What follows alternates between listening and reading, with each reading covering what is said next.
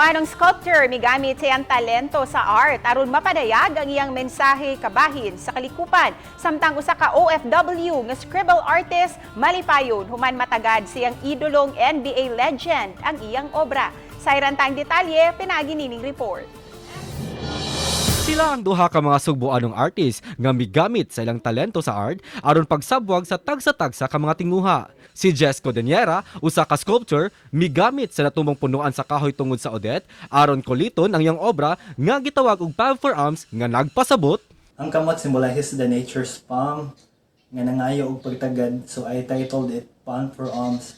It is only not pleading for its own good but for us people also. Nagtinguha nga makapondo ang Art for a Cause og donasyon aron ipalit og mga seedlings nga gamiton sa tree planting. Samtang, kinsay di makakomment og hashtag sana all, nining usa ka OFW human makita siyang giidolo nga NBA legend Scottie Pippen ang iyang scribble portrait. Then nag-open ko sa Instagram account nako.